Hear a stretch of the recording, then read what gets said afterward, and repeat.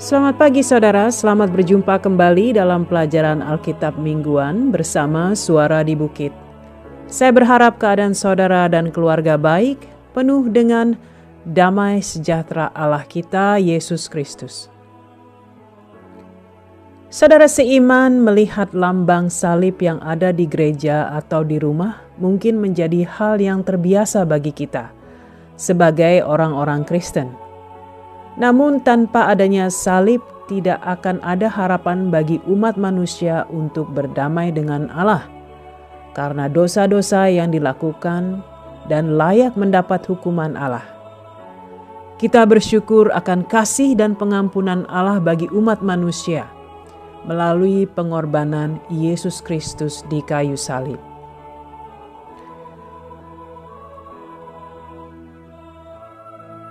Kali ini kita akan belajar dari bacaan Alkitab Perjanjian Lama, yaitu Yesaya 53 ayat 1-6, mengenai nubuatan yang ditulis oleh Nabi Yesaya tentang pengorbanan Yesus Kristus di kayu salib. Kalau saudara memegang Alkitab sekarang, mari kita baca bersama, yaitu Yesaya 53 ayat 1-6.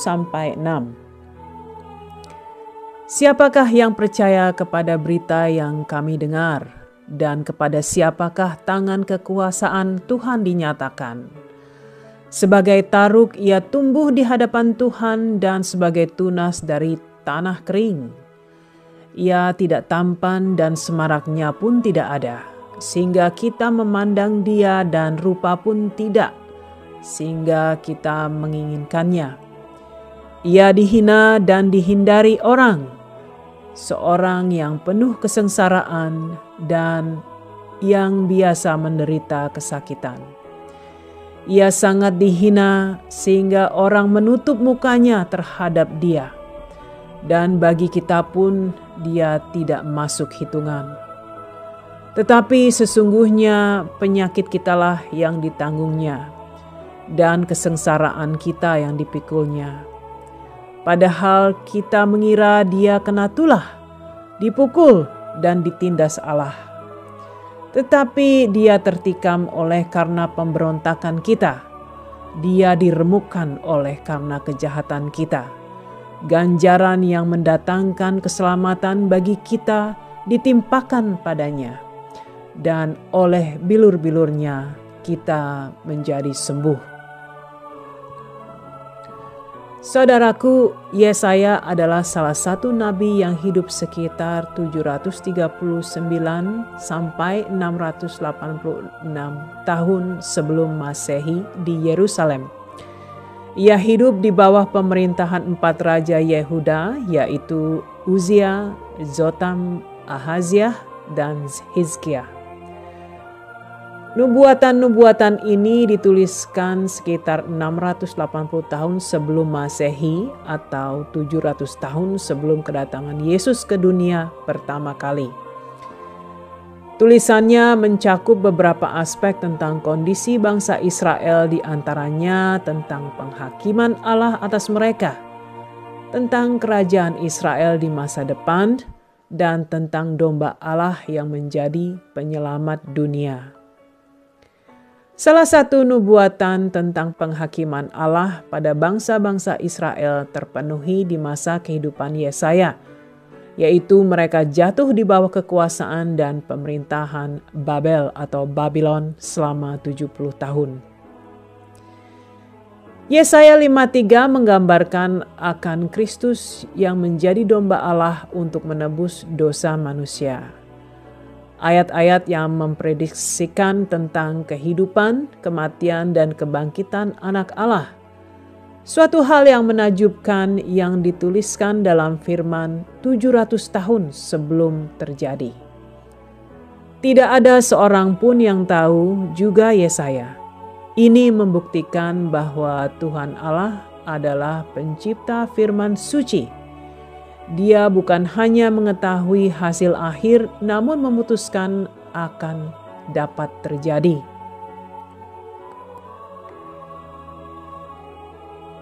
Saudara, banyak sekali orang-orang percaya yang meragukan akan firman. Namun Alkitab membuktikan bahwa apa yang tertulis semua adalah kebenaran.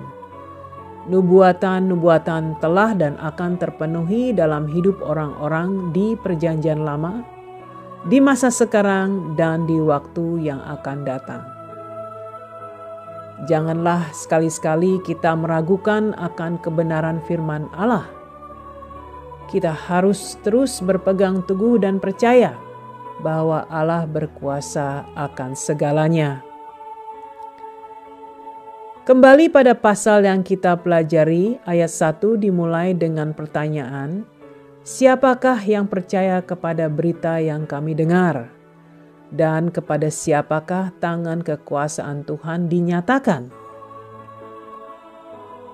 Saudara, tidak semua orang Israel mengenal Yesus dan menerima Yesus pada kedatangannya yang pertama, sebagai hamba Allah dan sebagai anak Allah. Banyak yang menolak dan membenci Dia.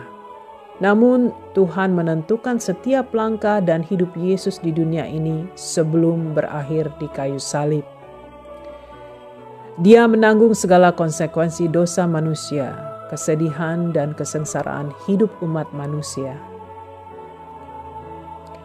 Saudara terkasih, kita tidak bisa mengatakan pada Yesus bahwa Dia tidak mengerti apa yang kita alami dalam hidup. Karena Tuhan Yesus sendiri mengalaminya, bahkan jauh melebihi dari apa yang kita alami. Apakah pada saat itu Yesaya mengerti dengan apa yang telah ia tuliskan? Saya yakin sekali tidak. Mungkin ia sendiri bingung, menduga-duga sekaligus takjub. Namun semua nubuatan yang ia terima adalah dari bimbingan Roh Kudus semata. Roh Kuduslah yang menggerakkan hati dan memberikan wahyu pada Yesaya untuk menuliskan dan mengikrarkannya pada bangsa Israel. 2 Korintus 5 ayat 21 menyatakan, Dia yang tidak mengenal dosa telah dibuatnya menjadi dosa karena kita, supaya dalam Dia kita dibenarkan oleh Allah. Saudaraku terkasih, pada saat Yesus disalibkan, Tuhan memperlakukan Dia seakan sebagai seorang yang telah melakukan setiap dosa manusia dari setiap orang yang hidup, walaupun dia tidak berdosa. Tuhan menghukum Yesus akan segala dosa setiap manusia dalam sejarah manusia yang telah diselamatkan. Hukuman ini yang dapat mendamaikan kita dengan Allah, saudara. Saudaraku, kita membutuhkan juru selamat untuk mendamaikan hidup kita dengan Allah.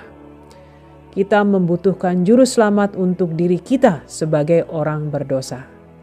Dan bukan hanya dari dosa yang kita perbuat. Dan karena setiap dari kita telah lahir dalam dosa Adam. Dia Allah yang suci, saudara. Kita telah dibenarkan di hadapan Allah bukan dari apa yang kita perbuat, namun dari apa yang telah Yesus lakukan di kayu salib. Segala kebaikan yang kita lakukan tidak akan cukup untuk memperoleh keselamatan, karena semua dari kita adalah orang-orang berdosa. Setelah kita diselamatkan, kita menjadi anak-anak Allah, dan segala perbuatan dan kebaikan yang kita lakukan lahir dari rasa cinta kasih kita pada Allah. Keselamatan hanya dapat diterima dengan iman semata.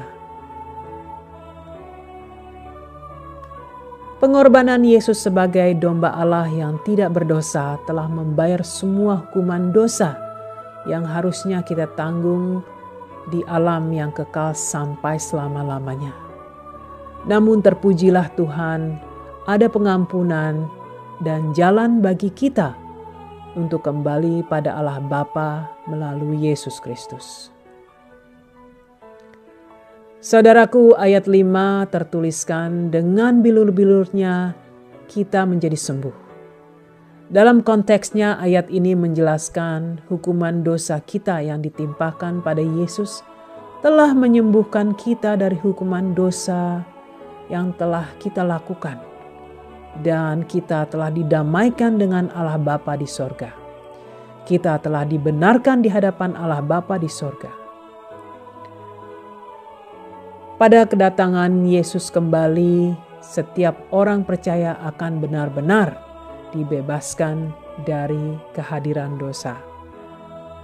Selama kita masih berada di dunia ini, kita lakukan yang terbaik untuk melayani Allah dan melayani orang lain dengan kasih, kesabaran, dan ketulusan hati. Bukankah berita ini menyentuh hati saudara? Adakah sukacita dalam hati saudara bahwa ada harapan bagi setiap umat manusia yang mau menerima?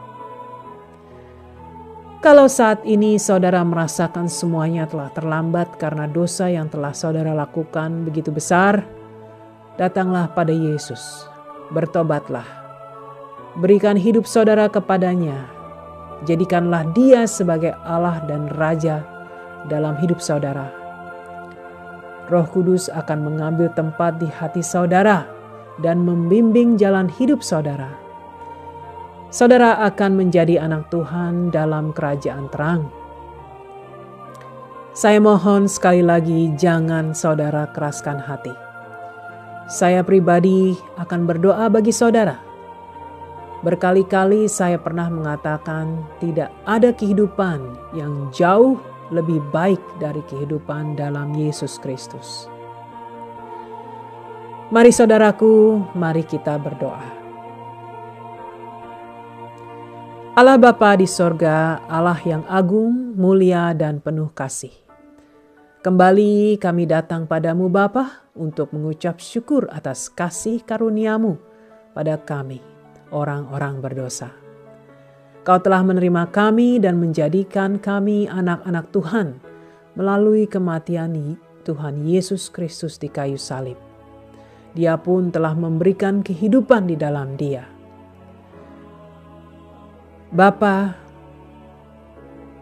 hati dan ucapan tidak dapat menggambarkan betapa besar rasa syukur kami atas segala pengampunan dan kasih-Mu. Engkau telah memberikan kehidupan dalam Yesus Kristus, kehidupan yang indah. Kami berdoa bagi para pendengar yang belum mengenal-Mu Tuhan Yesus. Sentuh hati mereka, bawalah mereka kepadamu. Berikan mereka keyakinan bahwa ada harapan dalam Engkau.